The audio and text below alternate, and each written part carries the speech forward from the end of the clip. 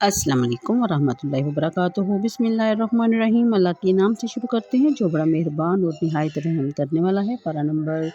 24 سورہ زمر کی آیت نمبر 52، جس میں فرمایا جا رہا ہے کہ آپ فرمائیے اے میرے بندو جنہوں نے زیادتیاں کی ہیں اپنے نفسوں پر،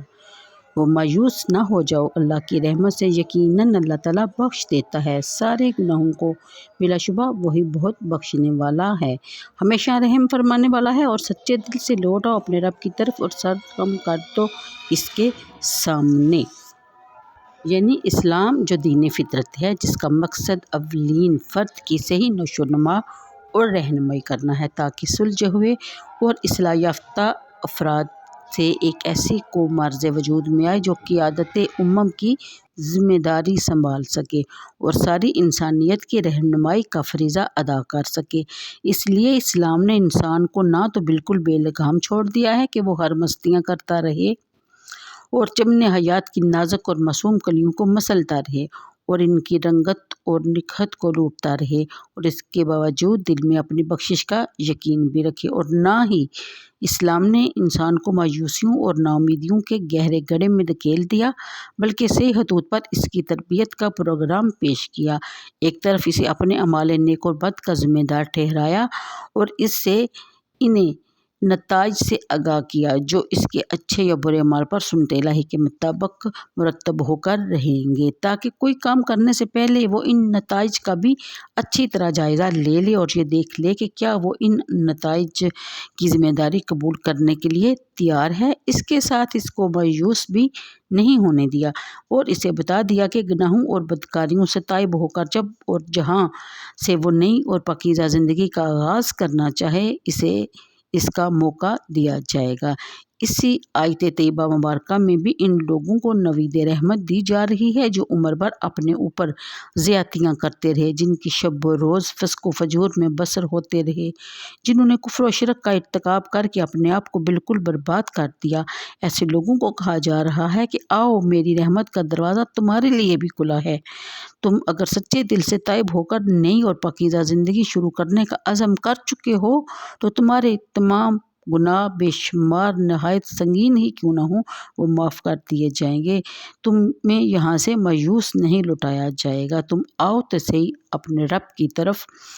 جیسا کہ حدیث پاک میں اس کا شان نزول اس طرح بیان کیا گیا ہے، جس کا ترجمہ کچھ یوں ہے کہ حضرت ابن عباس فرماتے ہیں کہ چند مشرک جنہوں نے سابقہ زندگی میں بکثرت قتل کیے تھے اور بکثرت زنا کا ارتکاب کیا کرتے تھے، حضور کی خدمت میں آئے اور عرض کرنے لگے کہ جو آپ فرماتے ہیں اور جس چیز کی دعوت دیتے ہیں وہ بہت اچھی ہے، لیکن آج سے قبل ہم اتنے گناہ کر چکے ہیں کہ جن کی بخشش کی کوئی صورت نظر ہی نہیں آتی، کیا آپ اس کے کفارے سے بھی ہمیں آگاہ فرما سکتے ہیں؟ یعنی مقصد یہ تھا کہ اگر ہم اسلام قبول کر لیں تو کیا ہمیں ہمارے سابقہ گناہوں پر تو عذاب نہ ہوگا، اگر اسلام لانے کے بعد بھی ہم جہنم میں جھونک دیے جائیں تو ہمیں اپنے آبائی دین کو چھوڑنے کی کیا ضرورت ہے۔ اس پر یہ آیت کریمہ نازل ہوئی کہ جب کفار و مشرکین کے ساتھ رحمت الہی کا یہ برتاؤ ہے تو اہل ایمان کے ساتھ خواہ وہ کتنے گناہ گار کیوں نہ ہوں،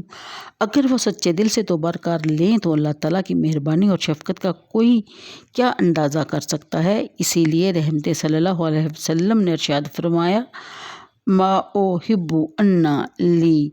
یہ دنیا و ما فیہا بہذیل الآیاتی، یعنی اگر اس آیت کی عوض مجھے دنیا اور مافیا کی دولت بھی دے دی جائے تو میں یعنی کہ اس سودے کو پسند نہ کروں گا۔ اگلی آیت میں کہ اس کا عطف لا تقنطوا پر ہے، پہلے تم اپنے رب کریم کی جانب سے رخ موڑے ہوئے تھے اور گمراہی کے راستہ پر گامزن تھے، اب سچے دل سے اپنے خالق کی طرف متوجہ ہو جاؤ اور اس کے احکام کے سامنے سر تسلیم خم کر دو، ایسا نہ ہو کہ سرکشی کی حالت میں ہی پیغام اجل آ جائے اور تم عذاب میں مبتلا کر دیے جاؤ، اس وقت کوئی تمہاری مدد نہیں کر سکے گا۔ پھر بیان فرمایا گیا کہ ہم نے جو بہترین کلام تمہاری طرف نازل کیا ہے